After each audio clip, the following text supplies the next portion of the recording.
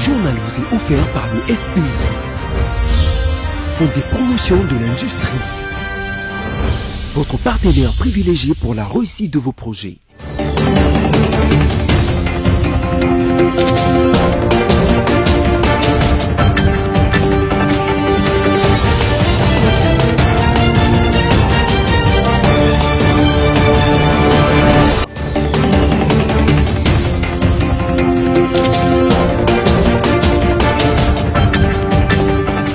C'est l'heure du journal sur BSC-TV, mesdames, messieurs, voici les titres.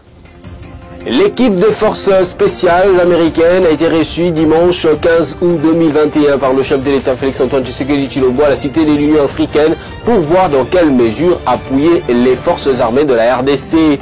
La vice-ministre de la Santé a réceptionné le deuxième lot de vaccins AstraZeneca à l'aéroport international de Njili. Cette dose de vaccin constitue une partie du premier lot des 51 doses de vaccins AstraZeneca. Le ministre des Transports, Voies de Communication et Désenclavement chérubin Okende a réuni dimanche la task force mise au sein de son ministère pour investiguer et ainsi déterminer la faille administrative et sécuritaire à la base de l'accident à l'aéroport de Loano à Lubumbashi. C'est tout pour les titres. Place au développement. L'équipe des experts de forces spéciales américaines a été reçue dimanche à la Cité de l'Union africaine par le chef de l'État, Félix-Antoine Tshisekedi Tshilombo. Ces experts ont été accompagnés de Mike Hammer, ambassadeur des États-Unis d'Amérique en RDC. Ils sont en RDC pour appuyer les forces armées de la République démocratique du Congo. Suivez ce reportage. Le président de la République, Félix Tshisekedi, a autorisé dimanche 15 août deux experts antiterroristes américains à appuyer l'armée congolaise dans sa lutte contre le groupe armé ADF présenté par l'État islamique comme sa branche en Afrique centrale. L'équipe présentée au chef de l'État Félix Tshisekedi par l'ambassadeur américain en RDC, Mike Hammer, devra mettre fin à la nocivité de ZADF dans le cadre de la coalition mondiale pour vaincre ce groupe terroriste. Mike Hammer a rappelé que la venue de cette équipe américaine est placée dans le compte du partenariat privilégié pour la paix signé en 2019 entre les États-Unis et la RDC. On rappelle, le président de la République, Félix Tshisekedi, a décrété depuis le 6 mai dernier l'état d'urgence dans la province du Nord Kivu pour mettre fin aux incursions et actions de forces négatives dans l'est du pays. Et puis, le Premier ministre Jean-Michel Samalukonde Kyenge a présidé samedi 14 août à l'hôtel du gouvernement la réunion du groupe de travail conjoint gouvernement-MONUSCO dans le cadre du processus de retrait progressif de la mission onusienne en RDC. Au cours de cette réunion faisant suite à celle tenue le 5 juillet sur le même sujet, le plan de transition de retrait échelonné, responsable et durable a été validé. La patronne de la MONUSCO, Bintou Keïta, s'est dite satisfaite des résultats enregistrés. On l'écoute. Alors une réaction d'enthousiasme parce que voilà, nous avons lancé dans ce même espace le 5 juillet dernier le groupe de travail conjoint entre le gouvernement et les Nations Unies. Et aujourd'hui, exactement 40 jours après avoir lancé le groupe de travail conjoint, un des sous-groupes qui s'occupe de transition a délivré un produit. Et aujourd'hui, d'ailleurs, c'est un jour un peu exceptionnel parce que c'est aussi les montées, non? Donc nous avons très bien monté et nous avons délivré un produit qui, avec ces 18 jalons, montre qu'il y a eu une harmonisation des perspectives et des points de vue entre les autorités et les Nations Unies. Et maintenant, c'est le début d'un marathon et d'un sprint jusque 2024 où nous devrons délivrer ensemble, quand je dis ensemble, sous le leadership du gouvernement, avec l'appui du système des Nations Unies, ces 18 jalons. Et nous allons avoir besoin de beaucoup de partenaires parce que les partenaires doivent nous aider pour que les ressources soient mobilisées, pour que ces 18 jalons qui constituent des fondations puissent être en place solides pour que la trajectoire pour la République démocratique du Congo soit vers le développement. Alors comme je vous l'ai dit, je ne suis pas seule, je suis avec des collaborateurs, mais il y en a un en particulier ici qui a été le lead pour les Nations Unies sur la transition. Et puis le caucus des sénateurs de Kinshasa, conduit par leur président Didier Moumengi, a échangé avec le Premier ministre Jean-Michel Sama Lukonde samedi 14 août autour des mesures de riposte contre la Covid-19, mais aussi des 10 projets de transformation de la ville-province de Kinshasa. On écoute à ce sujet les sénateurs Didier Moumengi. Cette audience, nous l'avons eue dans le cadre de nos vacances parlementaires. Constitutionnellement, entre les sessions, les parlementaires, les sénateurs doivent aller dans leur circonscription électorale, et notre circonscription électorale, c'est la ville de Kinshasa, pour voir les problèmes au niveau de la ville, dans tous les secteurs. Et pendant ces vacances parlementaires, la thématique centrale pour les sénateurs de Kinshasa, c'était la riposte contre la Covid-19. C'est ainsi que nous avons souhaité rencontrer le Premier ministre, qui est le président du comité multisectoriel de lutte contre la Covid, pour voir avec lui comment est organisée la riposte contre la Covid-19 au niveau de la ville de Kinshasa. Mais en dehors de cette problématique ou cette thématique centrale, nous avons abordé avec le Premier ministre les différentes préoccupations que nous avons traduites au niveau de Kinshasa, à ce que nous appelons les 10 projets des sénateurs pour la transformation de la ville de Kinshasa. Tout à fait autre chose à présent, face à la situation qui a risqué de mettre la province de la Mongala à feu et à sang sur l'instruction du président de la République, Félix-Antoine Tshisekedi Tshilombo, le vice-premier ministre, ministre de l'Intérieur, Daniel Aselo Okito, avait convoqué d'urgence à Kinshasa le gouverneur AI de cette province, Serge Mongoulou, pour lui transmettre les instructions fermes du président de la République. Christelle Guéna nous en dit plus dans cet élément. Nous avons été effectivement reçus officiellement, il faut que je le dise, par le vice-premier ministre, ministre de l'Intérieur. C'est suite à l'invitation qu'il nous a lancée pour venir ici à Kinshasa et lui faire part du rapport de ce qui s'est passé, je crois, à la journée du 14 juillet 2021. Que nous tous à la Mongala, nous considérons comme le raid à l'Issala. Et ce sont des choses que nous ne pouvons accepter, surtout dans ce que nous appelons ici l'état des droits. Voilà ce qui a été le rapport que je devais présenter officiellement à son Excellence, Monsieur le Vice-Premier ministre. Je peux d'emblée vous dire que la situation est tranchée par le président de la République qui a donné mandat au gouvernement national des Warriors, le gouvernement de l'Union sacrée, qui par le vice-premier ministre, ministre de l'Intérieur, nous l'a fait savoir officiellement aujourd'hui. C'est toujours le même message, que maintenant c'est le temps de travail, ce n'est plus le temps de faire autre chose, seulement le travail. Donc ne soyons plus distraits par des ennemis du peuple, des ennemis de l'état des droits qui sont en mal de positionnement et qui ne savent pas quel sens c'est voué. Et qu'aujourd'hui, la Mongala a un gouverneur intérimaire qui devra absolument travailler et matérialiser la vision du chef de l'État au niveau de la province de la Mongala. Une mission de bons offices de la société civile a échangé le week-end dernier avec le président de l'Assemblée nationale, Christophe Mbosso Kodiampwanga, sur le blocage au sujet de la désignation de prochains animateurs de la CENI. Danibos Singoma, coordonnateur du cadre de concertation de la société civile qui a conduit ses membres, nous donne les précisions. Nous sommes une mission de bons offices de la société civile. Et qui nous intéressons sur la question du blocage dans la désignation du président de la CENI. Et c'est dans cette optique que nous sommes venus voir l'honorable président de l'Assemblée nationale, afin de lui témoigner d'abord notre soutien dans son engagement dans le processus de désignation des membres de la CENI ou de la mise en place du bureau de la CENI, et aussi pour lui exprimer aussi notre inquiétude en ce que les confessions religieuses n'arrivent pas à trouver un consensus sur la désignation du président de la CENI. C'est là qui a fait l'objet de notre mission aujourd'hui.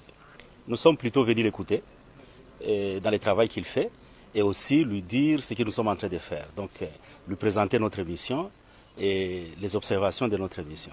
Donc il n'a pas été question de lui présenter nos propositions, mais plutôt de l'écouter et de lui demander sa sagesse afin que le processus puisse bien aboutir.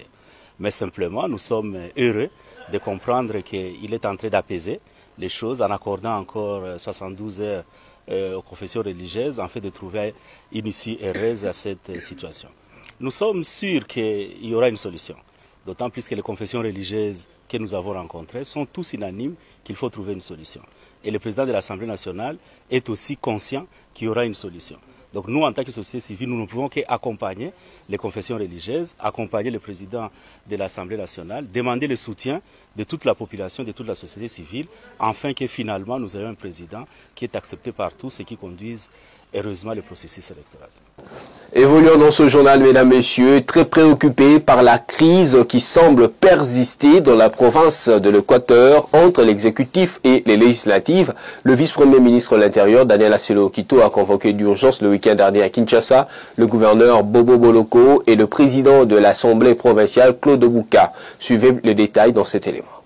Il était question de confronter les deux partis afin de les appeler à observer le test de la République pour décrisper la crise qui sévit dans cette province à la suite de la déchéance du gouverneur Bobo Boloko à travers une procédure contestée par l'opinion publique. Exercice que le patron de la territoriale Daniel Acelo Okito s'est donné à travers une approche conciliante et juridique. Au sortir de leurs audiences, le président de l'Assemblée provinciale de l'Équateur, accompagné de quelques députés provinciaux, a déclaré que c'était dans leurs attributions de faire respecter les lois et les règlements intérieurs de l'Assemblée provinciale. Je suis le président de l'Assemblée provinciale de l'Équateur. J'ai été appelé par message officiel par l'autorité, le VPM, et je me suis venu, j'ai terminé à s'entretenir avec lui. Et il a donné conseil comme bon père de famille. Nous sommes l'Assemblée provinciale de l'Équateur. Les VPM comme parents, il nous a dit, nous, on sera qu'à observer ce que le VPM nous a dit et en respectant les lois et les règlements de la République. Il n'y a même pas de conflit entre l'Assemblée et les gouverneurs, non. Pas de conflit. Quant au gouverneur Bobo Boloko, il est revenu sur les directives du VPM de l'Intérieur. Le VPM nous a donné les directives et les orientations à suivre dans l'exercice de nos fonctions, de toujours respecter la Constitution et les autres lois du pays.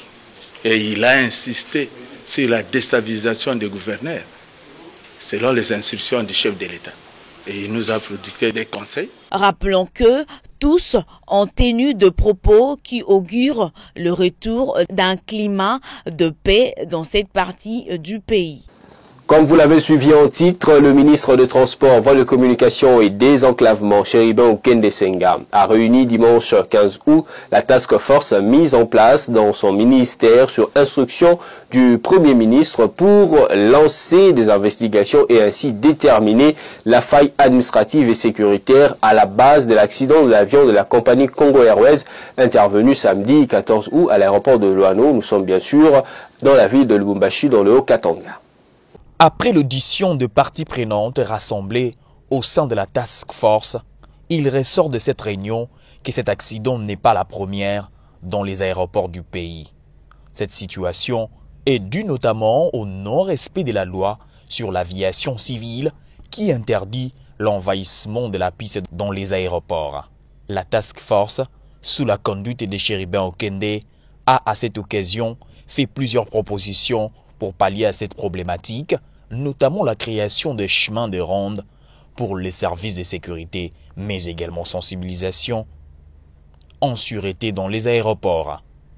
Pour bien mener des investigations, les comités de crise a reçu du ministre des Transports, Voies des Communications et des Désenclavements des orientations claires, notamment la mise en œuvre effective du comité national mixte des sûretés incluant les représentants des services étatiques et les opérateurs aériens. Et puis, le ministre des Hydrocarbures, Didier Boudimbou, est à Mwanda pour calmer l'attention des importateurs locaux de produits pétroliers après la suspension de certaines voies d'entrée au Congo central. Il a prêté une oreille attentive aux interventions avant de passer en revue les points essentiels. Je suis congolais, je suis natif du Congo central et je pense que peut-être la mesure a été mal comprise. Je suis venu vous parler avec mes frères. Et vous allez voir l'issue, mais je sais que tout ce qu'on a pris comme mesure, tout ce que le gouvernement a eu à prendre comme mesure, c'est pour le bien de la population. Peut-être que ça a été mal perçu, parce que peut-être ça a été mal véhiculé. J'aurai le temps de discuter avec mes frères, on va régler ça. Je suis à Mwanda, on règle le problème de Mwanda, après on va faire Boma, Matadi, Lufu, je suis dans le Congo central. C'est comme vous l'avez également suivi en titre, la vice-ministre de la Santé a réceptionné le week-end dernier à l'aéroport international de Njili le deuxième lot de vaccins AstraZeneca. Ce dose de vaccin constitue une partie du premier lot de 51 doses du vaccin AstraZeneca. Image de commentaire. Vraiment, comme vous le savez, c'est depuis le 10 juillet qu'on est en rupture des stocks de vaccins contre la Covid et principalement AstraZeneca par rapport à la deuxième dose qu'on devrait administrer. Et comme vous le savez, le président de la République, Félix Antoine Tshisekedi Tshilombo, le chef de l'État, il n'a pas vraiment fermé l'œil, il a tout fait pour que ensemble avec le gouvernement des Warriors que nous sommes, pour qu'aujourd'hui nous puissions recevoir ces vaccins. Et son Excellence, Monsieur le Président de la République, tient à protéger sa population et c'est comme ça que pour nous, c'est un ouf de soulagement parce qu'au moins nous pensons que nous allons reprendre les activités de vaccination et nous allons le plus tôt possible déjà redéployer les vaccins de sorte que la population soit sécurisée. Donc à la population, je leur demande maintenant que bientôt les activités de vaccination vont commencer, qu'ils viennent parce que la maladie, elle est là, nous devons nous protéger et la meilleure protection, c'est la vaccination. Tout à fait autre chose, le ministre de l'enseignement primaire, secondaire et technique, Tony Mwamba Kazadi, a rejeté les allégations d'une prétendue tentative de détournement de fonds dans son sous-secteur. Face à la presse, lundi 16 août, Tony Mwamba a affirmé que la somme évoquée par l'inspecteur général de finances est une prime ponctuelle destinée à ceux qui interviennent durant les épreuves des TENAFEP. On l'écoute. 70 000, 40 000, 30 000, mais quelqu'un peut prendre sa bière. Il peut s'acheter un poulet et manger. Ça touche également au social. J'ai dit, comme ça s'est toujours fait dans les années antérieures, cet argent-là sera donné à la main. Alinguetti me dit, il faut donner ça dans les banques. Même si vous envoyez cet argent dans les comptes des IPP, dans les 58 provinces éducationnelles. Mais les banques ont des instructions, il y a des plafonds. Vous ne pouvez pas sortir une somme au-delà, par exemple, de 10 000 $. Comment vous allez servir tous les intervenants? Et puis, c'est une prime ponctuelle. Celui qui a surveillé dans cette édition ne surveillera pas nécessairement l'édition qui suit. Alors, on ne doit pas ouvrir un compte pour ça. Pour avoir dit ça à Gilles Alinguetti, il a considéré ça comme une tentative de détournement. Comment je peux détourner 16 millions de dollars ou 31 milliards de francs destinés à la prime des intervenants? D'ailleurs, si vous ne le savez pas, le ministre des Finances a autorisé le paiement de cette somme-là, mais on n'a pas encore eu ce qu'on appelle l'OPI, qui nous permet d'aller à la banque. Cet argent n'est même pas encore disponible. Je suis avocat, professeur de droit. Le détournement suppose que vous êtes déjà entré en possession de cette somme et vous l'avez affectée à autre chose. La tentative voudrait dire aussi que vous êtes déjà entré en possession de cet argent, vous voulez l'affecter à autre chose et on vous a arrêté. C'est ça. Mais si à Alinguetti, le fait de proposer que ça aille dans les comptes en banque devient une tentative de détournement, je considère ça comme un dossier, de la vengeance. Je précise que c'est un dossier de la vengeance parce qu'entre Alinguetti et le ministre de l'EPST, c'est le ministre de l'EPST qui traque les détourneurs. Pour preuve, 3 jours, quand je suis arrivé à la tête de ce ministère, j'ai intercepté un paiement de 2 millions d'euros qui a quitté la Banque centrale pour les comptes de Veridos, que Alingué tu connais. Pourquoi cet argent? Parce que Veridos voudrait donner aux élèves du primaire des cartes biométriques et les exiger le paiement de 5 € chaque élève. Je lui ai dit au niveau primaire, c'est la gratuité totale et la gratuité est non négociable. Ce contrat ne passera pas. Plus ou moins 2100 présumés bandits de grands chemins de la ville de Kinshasa ont été menés vague après vague au centre paramilitaire de rééducation et d'encadrement appelé Kanyama KCC, situé dans la province de la Lomami. Pendant qu'ils deviendront les Kuluna après leur formation, qu'est-ce qui est prévu pour qu'ils ne retombent plus dans leur traverse? Réponse du général-major Jean-Pierre Kassongo, le commandant du service national. Bakomi koyekola musala ya maboko ndenge balobaka musala ya maboko moto na moto, il va se prendre en charge dans la vie. Après to koti bango na service national, to constituer ba équipe. O to kolo ba lobby kuna to déployer to lobby non parce que bango nyonso to bakofanda kaka na Kanyama KCC. To kozwa ndambo to tindi yango par exemple na Équateur baki na territoire tel ba problème ya ba pont ezali parce que bango basi ba yekoli koma ko sala ba pont batongi ba pont. Tozwi ndambo totindi bango na ba Congo de bokende kuna mission na bino ezali par année faut botongela biso 100 écoles bakotonga bango moko batongi batie charpente biloko to déplacer bango bokende bandu. Voilà musala ya jeunesse. Oh, il faut ça. Ceux-là qui est babanda ko benga bango o kuluna kutu balinga ko yoka terme wana te hein. Na se rappeler mokolo mosusu baye ko funda encadrer na bango moko ki mo konzito ye ko funda ye yeti le lozo benga biso bakuluna est-ce que biso toza bakuluna basiliki balingi terme wana te banti valeur ezali susute sikoyo yo o la moka oloba violation des droits de l'homme ba jeune wana tango bazalaki wana Kinshasa bazobeta bato bazoboma bato yo zo la mukate. Donc tu encourages ça ou tu veux décourager ça? Tout ça la nuit, tout ça la bonne. Tu continues à récupérer bango ou bien tu kangaka maboko. Ici je suis en train de biso to ko arrêter te. Police et quoi? Ils ont la prérogative ya police. Et ko kanga bango et ko pesa biso bango to ko continuer ko encadrer bango. To lo bakango tango nyonso. Mission na biso o basi ba pesi. Il faut tout éradiquer. Tosi lisakuluna awa na Kinshasa après na Kinshasa toke na ba province. Biso to ko arrêter te. Déjà entre parenthèses Thierry.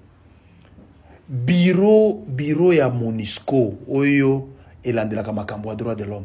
Tosalaka bango elongo. Bayaka ko sala ba évaluation, bayaka na Kanyama KCC ko sala ba évaluation. Bazoloba te bozo sala msala kitoko. Tozo violer droit te. L'État a droit ya ko encadrer bana na ye. Ba jeune. Azui ba jeune pour que de ko encadrer bango yo komi ko yoka kanda. Te papa, wala ke de luka. Masango wa produire biloko basali tozo mona ngote ba auditeur bazotuna bazo to moni amona no. Eza déjà Thierry, pour ton information, déjà, baton na ezawa na Kinshasa. Na komema yo place tozo tia ba entrepôt. Moni makamonyo se faut bobongisa. Bo organiser maka. Eza déjà na Kinshasa. Samedi, dimanche, ozomona bato pe mususu ya munene. Ezokota na libongo na komema yo na libongo komona. Biso tozo sala makambo oyo eza na ba résultat palpable te. Tozo sala oyo komona, oyo ko palpe ko goûter. Tango mususu ko sala moto aliboso goûter nano semulia ya service national d'ici la semaine prochaine. Le sport dans ce journal éliminatoire mondial Qatar 2022, c'est depuis samedi 14 août 2021 que le sélectionneur national Hector Cooper Raoul a rendu public la liste de 24 léopards sélectionnés. Jackson Moleka, retenu parmi les attaquants, risque de ne pas apporter sa contribution, souffrant qu'il est d'une déchirure aux ischio. Sami Bosongo. Publication sur le site de l'instance fêtière du football congolais FECOFA RDC.com depuis samedi 14 août de la liste de 24 léopards A convoqués pour les matchs RDC-Tanzanie et Bénin-RDC dans le cadre des éliminatoires de la Coupe du Monde 2022 dont le début est imminent. En effet, la RDC recevra la Tanzanie le 3 septembre 2021 au stade tout-puissant Mazembe de Lubumbashi et elle sera reçue par le Bénin le 7 du même mois à Cotonou, respectivement pour la première et la seconde journée de ces éliminatoires mondiales Qatar 2022. La liste des convoqués a été confectionnée par le sélectionneur national Hector Cooper Raoul. Le regroupement est prévu le 30 août 2021 à Kinshasa. ont été choisis comme gardien de but Kiasumba Joël qui joue dans Servette FC en Suisse, Siadi Bagio Tout-Puissant Mazembe et Lomboto Hervé Desempe. Parmi les défenseurs appelés se trouvent Tisserand Marcel Fenerbahçe, Mavinga Chris Toronto FC, Luinda Christian Galatasaray, Mbemba Mangolo Chancel FC Porto, Ngonda Muzinga Riga FC, Mukoko Amani Dieu merci Defael Jadida, Nsankala Fabrice Besiktas et Ikoko Jordan Lugo Deret. Les milieux de terrain convoqués sont Mukoko Tonombe des Young Africans, Kakuta Gaël du RC Lens, Ngonda Fabrice Raja, Kayembe Edo Kas Eupen, Kebano Neskens Fulham, Motosami Samuel FC Nantes. À l'attaque, Akolo Shadrack SC Amiens, Bakambu Cédric Bejin Gouane, Mouleka Jackson Standard de Liège, Meshak Elia Young Boys, Bolassi Yala Yannick Angleterre, Asumbalanga Brit Adana Demisport, Mbokani Dieu merci Kuwait SC ont été retenus. Cependant, aux dernières nouvelles, d'après le quotidien belge Le Soir Bi, Jackson Mouleka souffre d'une déchirure aux ischios et sera donc indisponible pendant 3 semaines minimum. Pourtant, il ne s'est remis de sa blessure qu'il y a quelques semaines. Ses pépins physiques l'ont privé d'être aligné le dimanche 15 août 2021 durant l'affrontement entre le Standard de Liège et Berscott à Jupiler Pro League et risque de compromettre sa participation aux 2 premières rencontres de la RDC dans ces éliminatoires de la Coupe du Monde. Toujours en sport, pour finir, belle option prise par l'équipe féminine de football de la RDC, le FCF Amani, engagé dans la course à la qualification pour la phase finale de la Ligue des champions féminines de la CAF Total Énergie, prévue en Égypte en fin d'année. Samy Bossongo nous donne plus de détails dans cet élément. 3 buts contre 1, c'est sous ce score que s'est terminée la rencontre retour qui a opposé les FCF Amani au club gabonais de Missile FC dimanche 15 août au stade Joseph Kabila de Kindounda le Maniema pour le compte des éliminatoires de la Ligue africaine des champions des dames, zone de l'Union des fédérations de football d'Afrique centrale, une FAC en sigle. Christelle Kaloubi, qui a ouvert les scores du côté congolais, a signé un doublé à la 24e puis à la 32e minute avant que sa coéquipière Nancy Ndozé ne corse l'addition à la 53e minute. Les Gabonaises ont réduit les scores par Nelly Betougué Benkogué qui a marqué à la 50e minute. Les résultats cumulés du match aller et retour donnent 3 buts contre 2 en faveur des FCF Amani, vu qu'au match aller disputé le 1er août 2021 au stade Augustin Monédan de Libreville, les Gabonaises l'avaient emporté sur les Congolaises par 1-0 grâce à la réalisation d'Ami Ranzé à la 27e minute. Ces résultats cumulés permettent à l'équipe féminine championne de la RDC de se qualifier pour le dernier tour des éliminatoires de la Ligue des champions féminines de la CAF Total Énergie prévue en Égypte en fin d'année. Voilà, mesdames, messieurs, la revue de presse.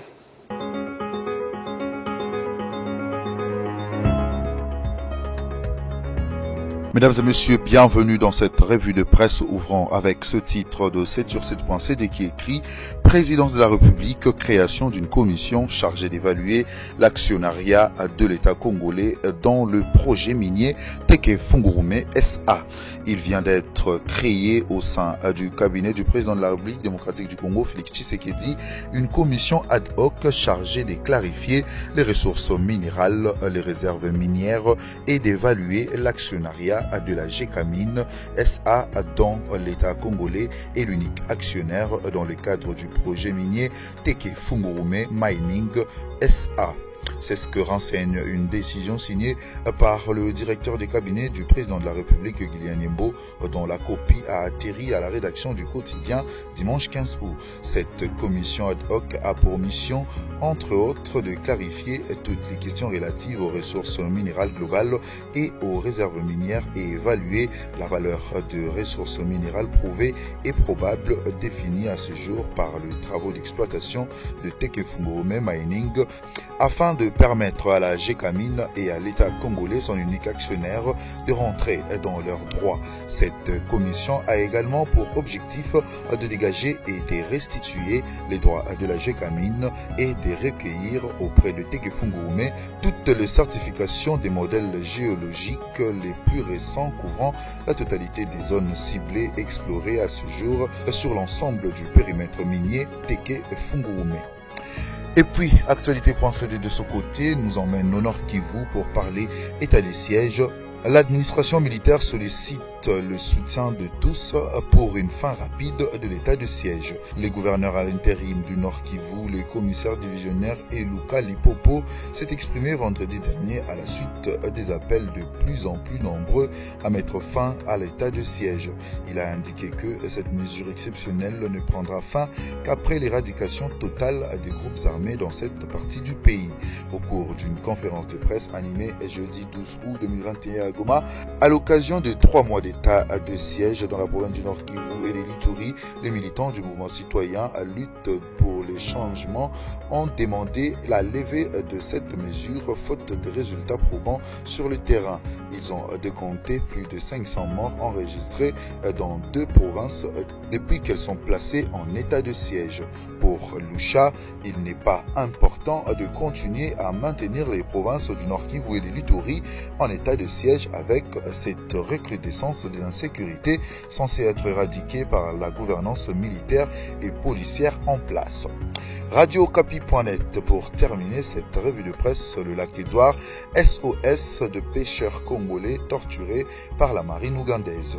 Plus de 20 000 $ américains et 10 tonnes de poissons appartenant aux pêcheurs congolais exerçant sur le lac Édouard ont été saisis par des éléments de la marine ougandaise ces 3 dernières années. Ces chiffres sont contenus dans différentes correspondances adressées la semaine dernière au gouverneur du Nord Kivu par le comité des pêcheurs individuels de Kavinyonge et Kasindi Port dans le territoire de Beni et dans Radio Kapi et dans le quotidien on a reçu une copie samedi 14 août. Ces comités disent attendre du gouvernement militaire son intervention auprès de son homologue ougandais en vue de mettre fin à cette pratique. Voilà tout pour cette revue de presse, mesdames et messieurs. Au revoir.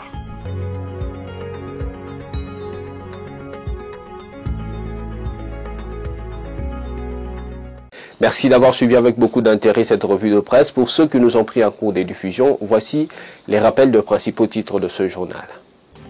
L'équipe de forces spéciales américaines a été reçue dimanche 15 août 2021 par le chef de l'État Félix-Antoine Tshisekedi Tshilombo à la Cité de l'Union africaine pour voir dans quelle mesure appuyer les forces armées de la RDC.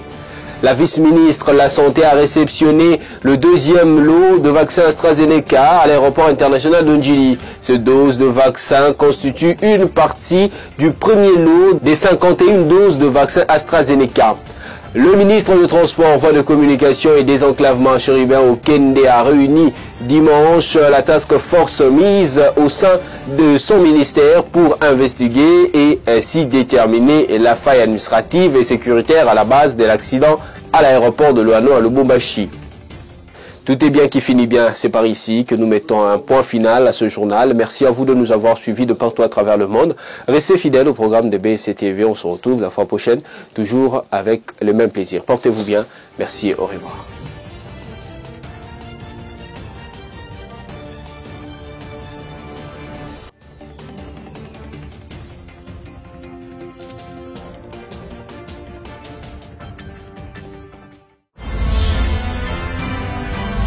Ce journal vous a été offert par le FPI, Fonds des promotions de l'industrie, votre partenaire privilégié pour la réussite de vos projets.